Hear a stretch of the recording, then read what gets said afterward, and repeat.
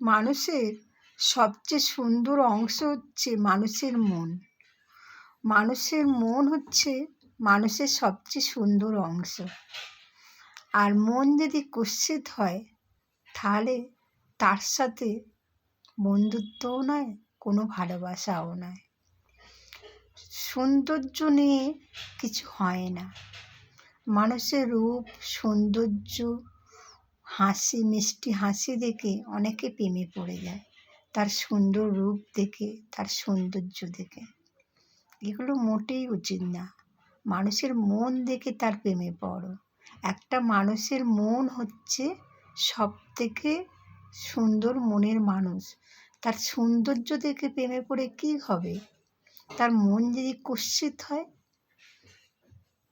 আজ দেখছো তার সুন্দর মন দেখে প্রেমে পড়লে, তাকে নিয়ে বাড়ি গেলে বিয়ে করে, তারপর দুদিন পর দেখলে তার সেই কুৎসিত মনটা বেরিয়ে আসছে।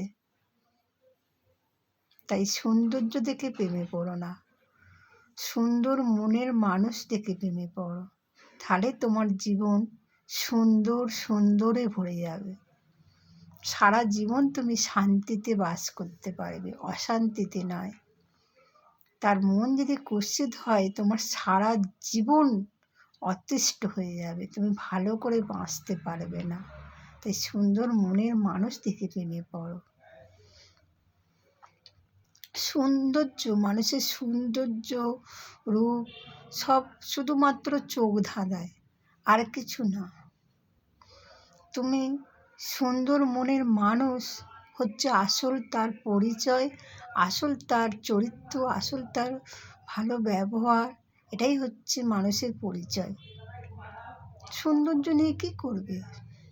তার মনটা যদি কুৎসিতে ভরা থাকে, মনটা যদি নীচ, ছোট, একদম জঘন্য হয়, তাকে তো সারা জীবন নিয়ে তোমাকে ওই নোংরা ডাস্টবিনের মতন পস্তাতে হবে, পচে পচে গলে গলে মরতে হবে তোমাকে সারা জীবন। তাই সৌন্দর্য দেখে প্রেমে পড়ো না।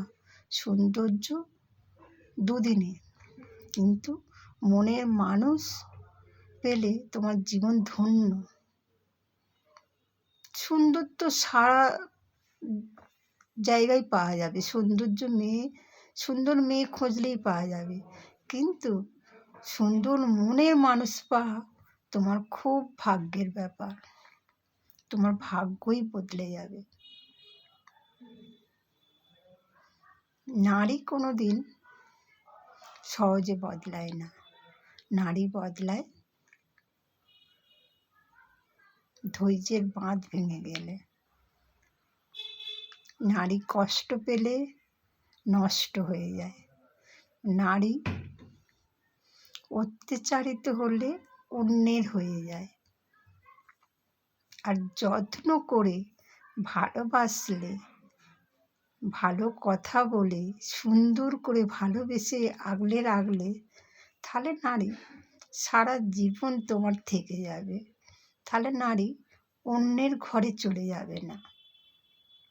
বুঝেছ? সব দিক থেকে ভালোবেসে রাখতে হয় নারীকে।